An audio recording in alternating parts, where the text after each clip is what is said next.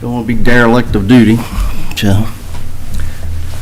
So as we was talking this morning, one of the cornerstones of our faith is the belief in the resurrection of Christ, as Brother Mike so eloquently put in his prayer.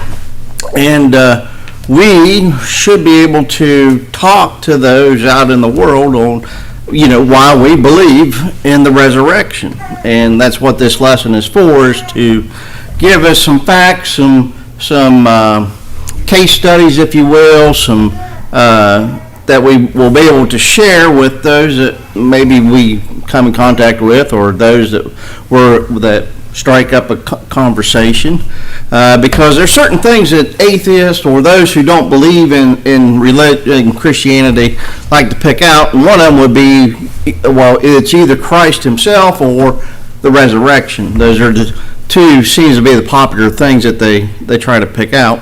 And so it's good to have a pocket full of facts that you can throw out at them, because usually when you do, what in my experience is that they'll either shut up and listen, or they'll shut up and go their way. But either way, they usually just shut up. They quit the murmuring and the poking and making fun of. So that's what our purpose in covering this here is. And then plus, sometimes it's easy to listen to this stuff out in the world and sometimes, begin to question one's faith, and I've been there, still there every once in a while. It's like, well, that's a good point. It sounds good. And it, I think that's just human nature, is to come into doubt, or to sometimes question one's belief. Am I on the right side of fate, or am I on the right side of religion? And I think that's perfectly normal to have those thoughts. But then we should be able to come back to the center and say, yes, I'm where I need to be. But in our lesson overview, we pointed out that we covered the empty tomb. We looked at the facts that were recorded there. And of course, we can only go by what recorded history that we have. So it's not like we have first-hand accounts. It's not like we can turn on the news and we can look at Channel 7 News, and they're interviewing one of the apostles, and he's testifying that he saw the Christ walking around in downtown Wheeling or Steubenville or wherever that might be. We don't have those type of first-hand accounts like they would have had back during the first century. And a matter of fact, Paul even points out that there was some among them that was witness to Christ walking there upon earth, there in 1 Corinthians 15. But so what we have is their recorded testimony, and so we have to take that for fact. And one of the things that I've thrown out at people that are naysayers of Christianity is, I'll often ask them, well, how many of you believe in Plato? The famous Greek philosopher, the founder of logic and all this and that. And almost all of us say, yeah, I believe there was Plato. Well, did you realize there's no surviving work of his anywhere in the world? There is no first-hand writings of Plato. All they have is a few manuscripts where he's mentioned, like in Aristotle's, some of his symposiums and stuff, that there's a mention of Plato. But yet, almost every atheist raised their hand and said that they believe in Plato, but yet there's no direct proof of his existence. There's no direct writings from him. There's no recorded history that he actually existed, but yet because he's mentioned in some Greek philosophers' writings, that they had no problem believing that Plato was real. And he may very well have been, and he may very well have not been. So my point is if they can grasp the concept of Plato, then why can't they, grasp the concept of the Bible and the accuracy of it, and it being a historical document? Then we talk about the kind of the motives behind the individual. We talk about that there's a transformation of the disciples, and that they're from what we see in the recorded testimony, it didn't fit the mold of people who were seeking grandeur or seeking to be recognized as people of a new religion or whatnot. That they was actually, from what we can tell from the reading from our study, is that Peter didn't believe Mary Magdalene and their testimony that the Christ had risen, and he actually runs to the tomb itself to see for himself, because he wasn't expecting to hear that Christ had risen. And then we talked about how that they went from a somber mood to just a few days later establishing the church and preaching the first gospel in Pentecost. And then we talked about that there was a change within the Jewish community as well, that they in the Synoptic Gospels that they were recorded as crucify him, but then when we get over to Acts chapter 2, they're convicted in their hearts that they crucified the Christ, and they want to know what they need to do to make themselves right. And so that gives testimony to the fact that Christ had arisen, and that people were convinced that he was the true Christ. And then we started looking at witnesses. We looked at we took some quotes from a lawyer from the 18th century who was a Harvard professor at the time, and said this is what you look for when you're looking to evaluate witnesses on their validity. And when we apply that criteria to the apostles and those that are recorded in the New Testament, that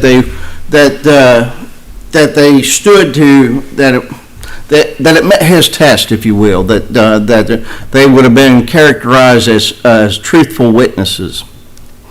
And so that leads us with the last two areas where we're going to cover tonight, and it's going to be the appearances, the recording, what we have recorded when Christ appeared before those here on earth after his death. And then we're going to talk about the conversion of Saul. Because as we'll see that there was a case study done back again in the 18th century of some individuals over in England, and they thought that they would just prove once and for all that Christianity was fake, and it didn't quite go the way that they intended it to go. So let's begin by looking at some of these appearances. Now, I'm not probably going to go into any of the verses. Again, the handouts, and if you don't have one of the handouts, they're back there on the white easel or pedestal or whatever. I can't quite. Podium. There's the word. Ben, you're supposed to jump out there and help me, Back there on the back podium, you can look up some of these verses for yourself while you're at home relaxing. When Christ appeared before witnesses, it proved that he was risen. Again, it wasn't so much that they even just found an empty tomb, because again, somebody could have come and we talked about how the Jewish leaders conspired, and they said, well, we're going to pay you guards X amount of money, and you're going to say that you fell asleep and that his followers came and took the body, so that people aren't aware that he had risen. So it wasn't enough to say that there's an empty tomb and therefore he must be alive, but Christ actually appeared before people to prove that he was alive. And we even have the example of Thomas. Often people call him Doubting Thomas, because he wasn't with the other 11 when he first appeared, and when they was describing to him what had happened, he was doubting them, and that's what we see ever in John chapter 20, verse 25. It says, unless I see with my hands the print of the nails, and put my finger into the print of the nails and put my hand into his side, I will not believe. So even Thomas was having a hard time believing that this dead man has arisen. Yes, we were his followers, but I saw this man hang upon the cross, and he was pierced in the side with a spear, and water and blood came shooting out, and there was no doubt that he was killed. How can he be alive? I don't believe it. And then so when Christ appears before, this should have all advanced automatically. Anyways. And then Christ appears before, just a few verses later, we see where Christ appears before to Thomas. And matter of fact, Christ mentions to him what he had told the apostles. He says, reach your finger here and look at my hands, and reach your hand here and put it into my side. Do not be unbelieving, but believing. So again, even the apostles or his followers had a hard time believing and comprehending that Christ had arisen from the dead. And we even see that interchange. It's recorded there in John for us.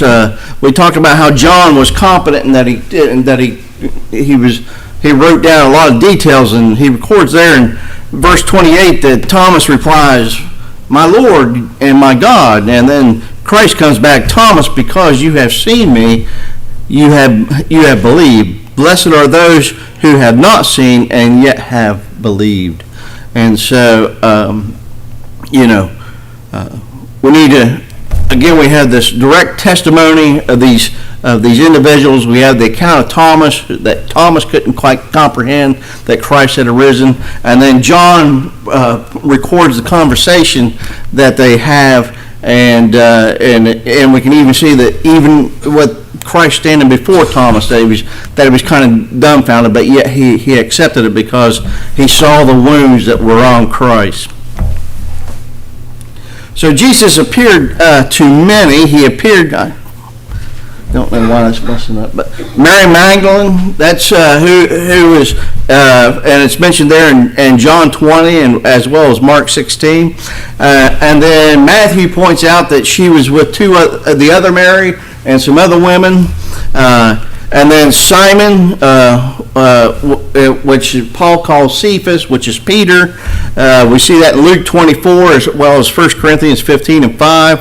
And then to two on the way to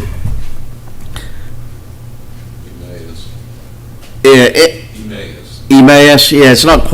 I did the Greek thing, and Emmaus is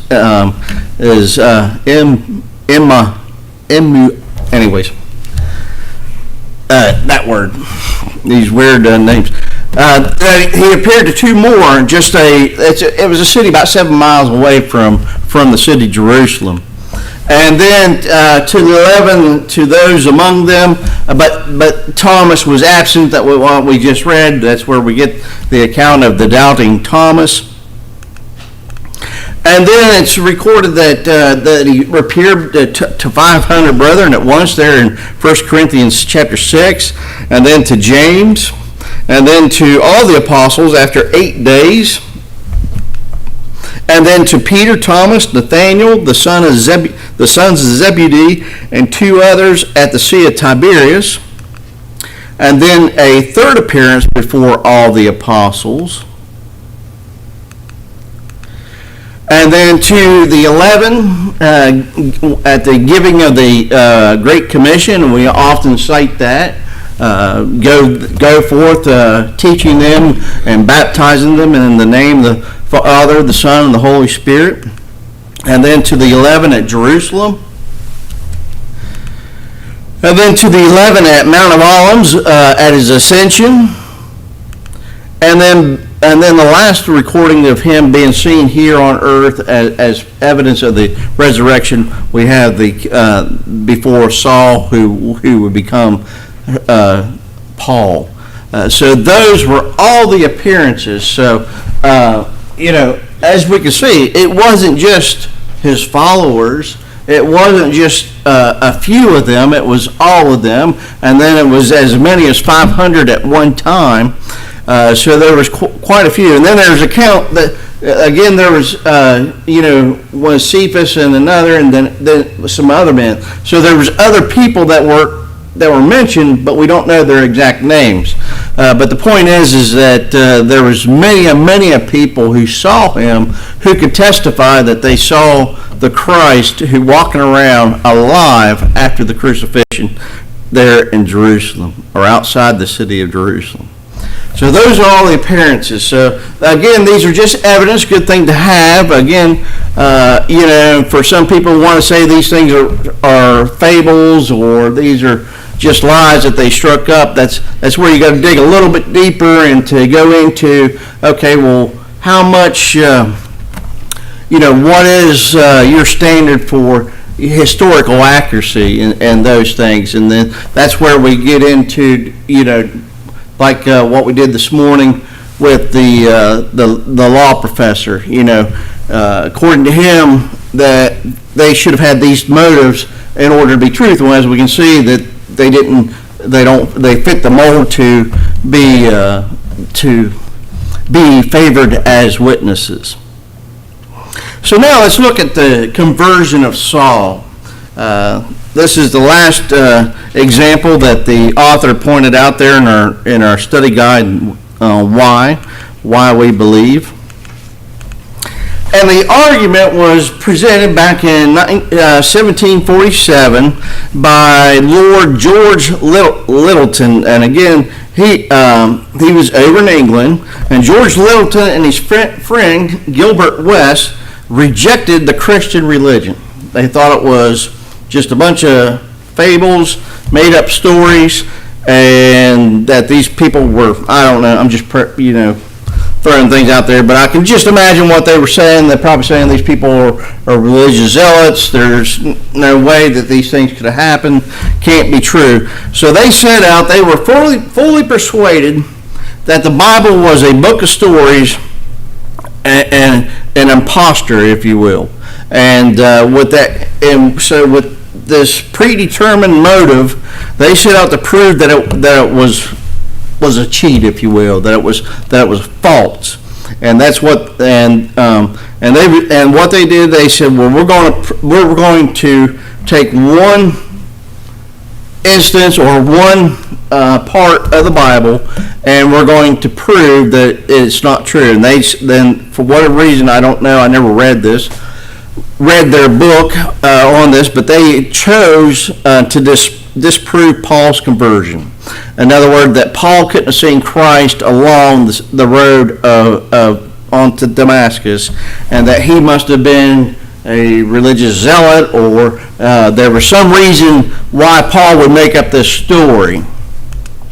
And so what in their writings, they put forth 4 propositions that they would research and either defend or find out that they were false. And the first one was that Paul was an impostor. That was the first proposition that they would research, and they was going to show that Paul was not who Paul claimed to be. In other words, Paul was not. He was a follower of Christ, again, religious zealot, not one who was out there trying to stomp out Christianity and put those in prison. And then the second proposition was that Paul was an enthusiast. Again, getting into that he was a follower of Christ. He was a fellow follower of the teachings of Christ. And then the third proposition was Paul was deceived by the fraud of the others or by his family. So in other words, it was kind of like a cult. That he was sucked into this, and it was because his friends and his family was telling him all this stuff. That's why he believed it. Or the fourth proposition, in other words, if the other 3 aren't true, then what Paul declared to be the cause of his conversion did all really happen, and therefore Christianity is a divine revelation. So that was they figured these are the four conclusions. We can either prove the one or the other three, or four that it's true, and the Bible is what it says. So let's look at some of the points that they pointed out in Paul, or I guess we will say that we will prove that Paul was not an imposter. And the first one that the author points out is that Paul had no motive to fabricate this event. If we take from the context of what's written there in the Bible, what was the motive? Was it wealth? Was that the motivation? Well, it couldn't be because he was actually leaving that behind. Remember he was a Pharisee. He was a Hebrew of Hebrews, so he was from the chosen tribe of the Jews, and he would have been leaving all that behind, and instead he was going to the life of poverty. And that's what we often see, and I just have up here is Acts 31:30 through 34, because we can see there in the first, while Paul wasn't part of them in Acts 4, we see the mindset of the early Christians. Remember, they sold all their excess, and they shared all things in common with one another. So this wasn't a movement in order to glorify oneself or make oneself rich. Matter of fact, the only account that we see where people deceived in how much they were given, they were actually struck down dead and made an example of. So we can't say that Paul's motive was to become rich. That's why he made up this story. Then the other one that they tested was, he obviously did it for reputation. And so when they looked at it, they said, no, he forsook that as well. Again, like we say over there in Philippians 3:5, he was schooled at the highest of schools. He was of the most influential tribe, the Pharisees. He called himself the Hebrew of Hebrews, and he gave all that up in order to follow Christ. So it didn't really fit the idea when they started to think about it that he was doing this to elevate himself to a higher social status. That's not what really happened. So that argument fell apart. And then was it for power? Maybe it was for political influence, or to have some type of influential power. And as they tested that, or they pondered on it, or talked back and forth, they come to the conclusion that no, Paul gave that up as well. That he now considered himself not to be worthy to be even an apostle, and that's what's recorded in 1 Corinthians chapter 15, verses 9 and 10. Look with me over there. It says, "For I am the least of the apostles, who am not worthy to be called an apostle, because I persecuted the church of God. But by the grace of God, I am what I am, and his grace towards me was not in vain, but I labor more abundantly than they all, yet not I, but the grace of God which was with me." So obviously he did not do it for power, because in his letters he often considered himself to be the lowest of low. So that didn't again, that didn't fit what they thought that they would discover. And then he counted himself as the chief of sinners. Again, just more testimony to how he viewed himself. And then he rebuked those who claimed to be of Paul, even when there was a chance that he could be elevated. It's recorded over there in 1 Corinthians 13. 1 Corinthians chapter 1, verse 13, it says, Is Christ divided? Was Paul crucified for you, or were you baptized in the name of Paul? Remember, people were saying, I am of Peter, I am of so-and-so. They were elevating these earthly men to positions of status or whatnot, and he rebukes them in their letter saying, I'm not anybody to be fashioned after whatsoever. So Paul was obviously not looking for any influential power. Matter of fact, he rebuked those who put it to try to elevate him to a higher status. And they basically concluded that he merely considered himself a fellow laborer in the kingdom of God. And so it really didn't, if he was going to be an imposter, it was a weird motive, I guess you'd say, that's all he considered himself.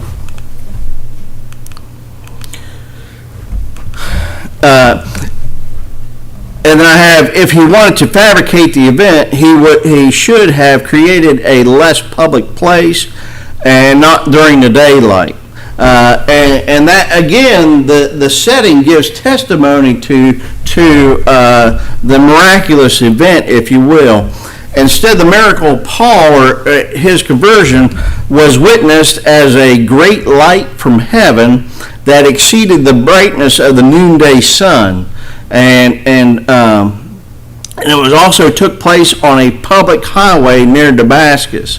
In other words, usually somebody who wants to fabricate something doesn't fabricate it in downtown Cambridge where all these cars are going during the lunch hour. No, it's normally at a time when there's not a lot of witnesses around, and it's probably going to be on one of the side streets or whatnot. But that's not how it was recorded. That's not what the witnesses, what they saw, what they testified to. It was on a very busy road. It was at the peak of the noonday sun, but yet there was this great light that overpowered the sunlight, and then only Paul could hear Christ. The other men, they saw things, but they didn't hear anything. And again, it didn't quite fit that mold of being an imposter. The miracles that Paul performed were done openly as well, and there were many who testified to the validity of those miracles. So thus, Paul had no motive for becoming an imposter, if you will. So in their litmus test, that's what they concluded is that, well, this man can't be an imposter. So then they moved on. Well, he must be an enthusiast. In other words, he was like a zealot, if you will. So there's actually no marks of an enthusiast to be found in Paul. One of those that they said that they should be able to find is that the temper. But he was always governed with reason. He didn't have this overpowering zeal. His zeal was of a servant, not a master. So somebody who's trying to create a religion, somebody that was trying to self-perpetuate themselves, that's not how Paul was. He never perpetuated himself. As that's what we see in today's society. These people like David Koresh in Waco, Texas, he perpetuated himself as one who would speak with Christ, and he was having all kinds of illicit relations with all the women and stuff, and he was making himself out to be much more than what he was. But that's not what Paul was doing. And then his demeanor, his melancholy, is a mark of misguided zeal, if you will. Never found in Paul. He is always rejoicing and never brooding, if you will. Usually people who are sparking and moving, they have something to prove. There's something out there that they're wanting to sequester or to do away with, but that's not how Paul went about it. Yes, he was trying to convince the Jews that you're not worshiping, that the Old Testament was done to the cross, but he didn't go about it from that standpoint, from a brooding standpoint. So it didn't quite fit that mold. And consider 1 Corinthians 1:24 says, "I now rejoice in my sufferings for you, and filled up in my flesh with what is lacking in the afflictions of Christ for the sake of his body, which is the church." So, again, if he was trying to self-perpetuate or whatnot, if he was an enthusiast, why was he suffering? Why was he getting stoned, and why was he getting beaten? Just doesn't fit the mold of such an individual. Then consider Philippians chapter 4:4-7, where he records in these words, in these letters, says, "Rejoice in the Lord always. Again, I will say, rejoice. Let your gentleness be known to all men, and the Lord is at hand. Be anxious for nothing, but in everything by prayer and supplication with thanksgiving, let your requests be made to God, and the peace of God will surpass all understanding, will guard your hearts and minds through Jesus Christ." Really, that first sentence there in verse 4, "Rejoice in the Lord always. Again, I say rejoice," doesn't fit the mold of what you would think of such a person that's a zealot, if you will. Ignorance. He wasn't a man of ignorance. He was actually a man of great learning, and that's what we see over there in Acts chapter 24, which says, "Now thus I made his defense, Festus, who with a loud voice said, 'Paul, you are beside yourself. Much learning is driving you mad.'" Again, this would speak to melancholy too as well. But he said, "I am not mad, most noble Festus, but I speak from the words of truth and reason." And so it just didn't fit that mold. And then he was also brought up at the feet of Gamaliel, who was a very well-respected teacher of the Pharisees. He was very astute, a great teacher, and he was a follower of that prestigious teacher. So he wasn't ignorant. And when it came to the test for vanity and self-conceit, many passages speak to Paul's humility. Again, we read some of them. That wasn't the mold. That's not how Paul was fashioned. So he wasn't fitting the mold of an enthusiast. An enthusiast always sees what they are looking for as well.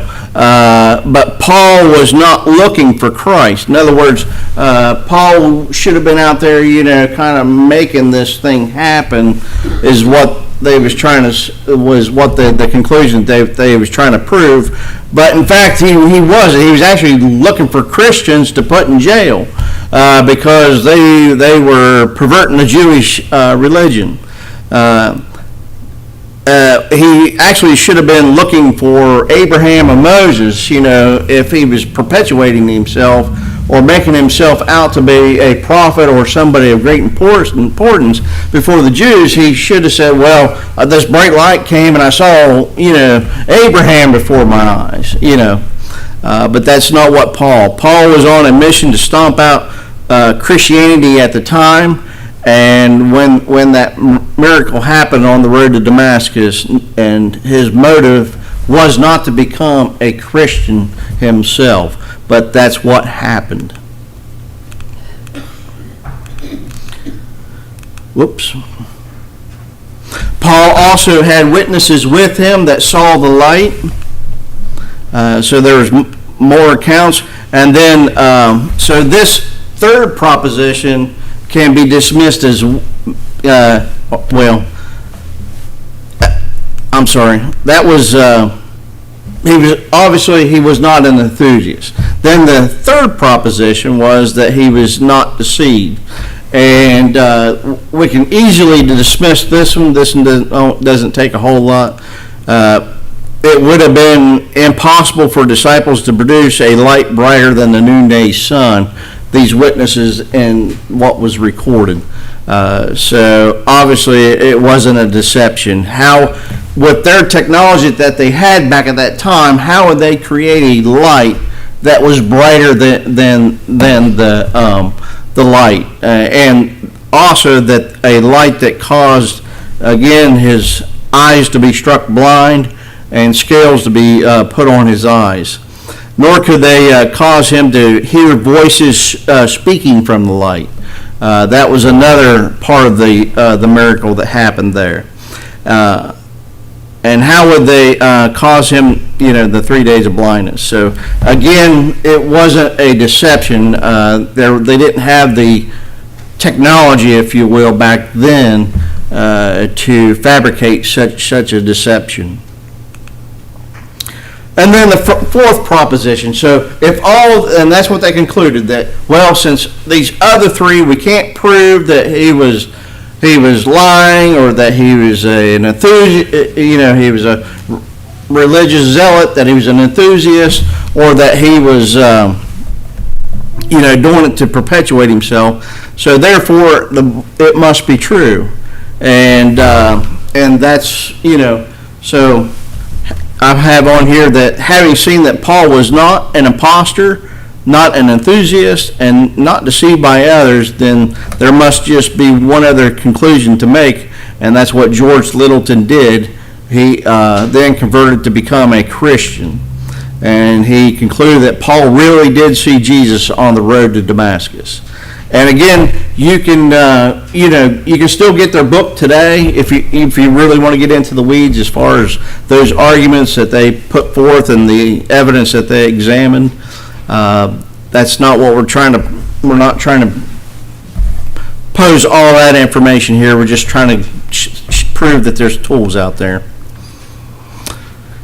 And so thus we conclude that this is why we believe that Jesus was raised from the dead. There's really not any other conclusion that one can, if we're going to call ourselves Christians, and when we examine the testimony that's recorded, and we look at the characteristics of people who would deceive or make something up, that these men, there was no motives to do such a thing, and that the evidence does not point to that. And so therefore, these are the reasons why we believe Jesus was raised from the dead. So that's the lesson. And again, just as a review, we looked at the empty tomb, we looked at the transformation of the disciples, we looked at the changes in the Jews, the witnesses, we tested them, then we looked at how many people they're seeing and appeared in living after the dead, and then we looked at the case study of the conversion of Saul. So that's why we conclude, why we believe in the resurrection. Hope this lesson has been of use to you. Again, I would recommend that you get some of these resources and read them for yourself. The more facts that you can arm yourself with, the better off you'll be. The Lee Strobel example this morning, I forgot to mention that they've actually made a movie about him too. So if you don't want to read the book, you can watch a movie. Just Google it, Case for Christ. Again, he did go into the denominational world, but that's not the point of the movie. It's the struggle that he had in going out and trying to disprove Christianity, but using his investigative reporter type tools, he was convinced that the Bible was true, and therefore he became not an atheist, but a Christian. So now we want to extend the invitation. All things are ready. We're here. Whatever you may need. Again, you might ask yourself that rhetorical question in the song, why keep Jesus waiting? If you are keeping Christ waiting, you're only putting yourself in jeopardy. He's here for you. We're here for you. You just have to let it be known how we can best help you answer that gospel call as we stand and sing the songs that have been chosen.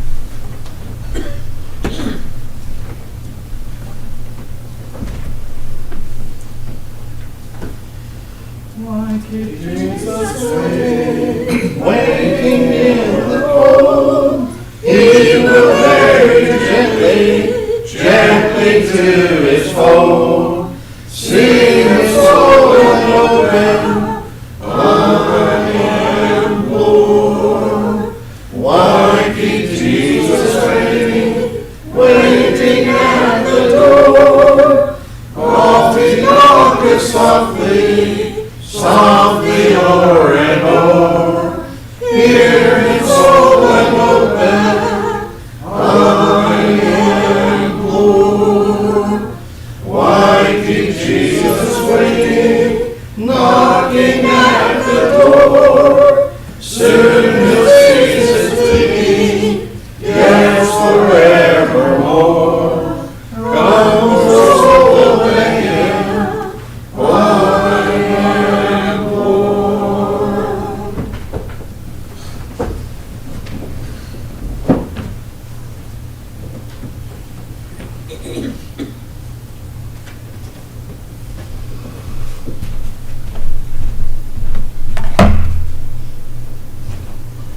I believe we have someone that's supposed to protect the community.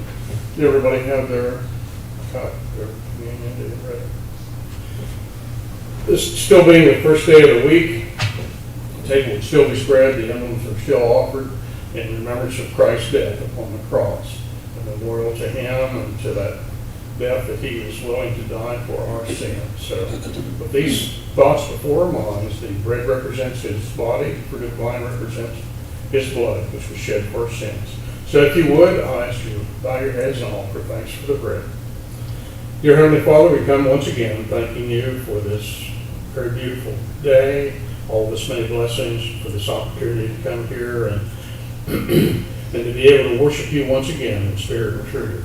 We're very mindful and very thankful for Jesus at this time in remembrance of Him and His life here upon this earth, and the fact that He was willing to give His life for us, to shed His blood, to give His life as a sacrifice so we might have that avenue to heaven.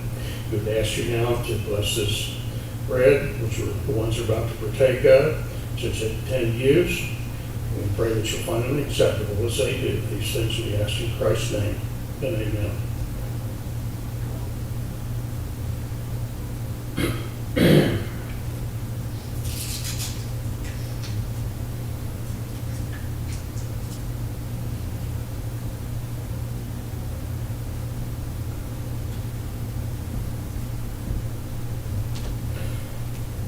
If you would, please bow again, and I'll offer thanks before they partake the fruit of the vine.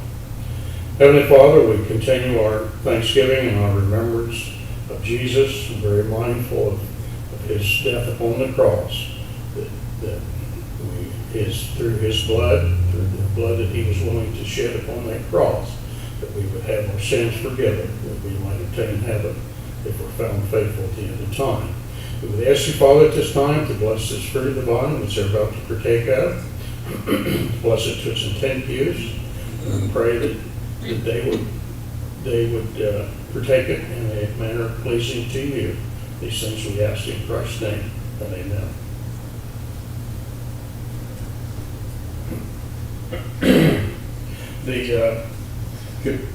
The basket will be at the back here if anybody didn't have the opportunity to give on this day. Do that as you leave.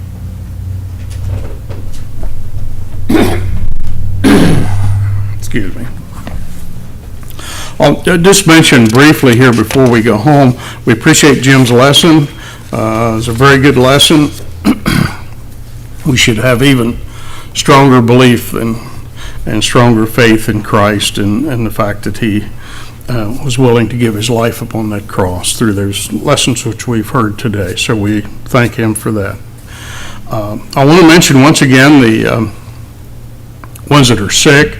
Remember Steve Baskett, Roger, and of course Dale and Linda's not here this evening. They were here this morning. Keep them in your prayers. Hopefully they're not sick, probably just not up to being out. Trudy is sick and unable to be here, and of course Kim is not able to be out this evening. Keep them all in your prayers. Also, Richard and Sherry are out of town visiting. I believe that's all I have. And remember those on the prayer list back there. There's several names back there. Anybody knows anything, if anyone has gotten over their illness or whatever, we should take their names off or at least get some information on them. They've been there for quite some time. Is there anything that anyone wants to mention before we make our ways home? Remember Sunday, I'm sorry, our midweek service at Wednesday, 7:30. So come back and bring your neighbor if you can. We certainly appreciate your presence and want you to be sure and be back with us Wednesday evening. If you would, please stand, and Ben's got to lead us in that closing prayer.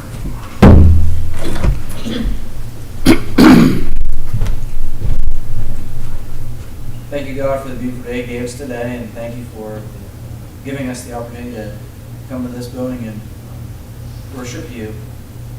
Please let us to think about some of the things that we've heard this morning and this evening about Jesus, and be able to let those words edify us, and let these things let us learn from them, so that maybe we can take these things and spread your word and teach someone new. Please be with all the ones that are on the prayer list, God, and help them with whatever things that they need so they can come back with us and worship with us at the next appointed time.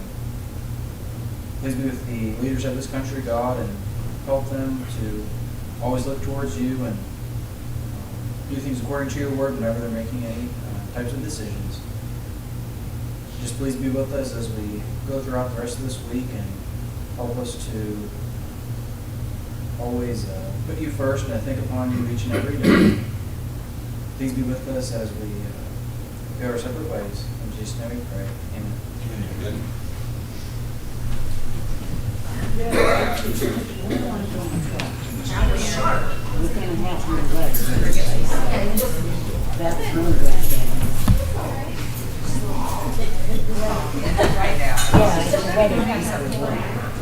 They aren't on the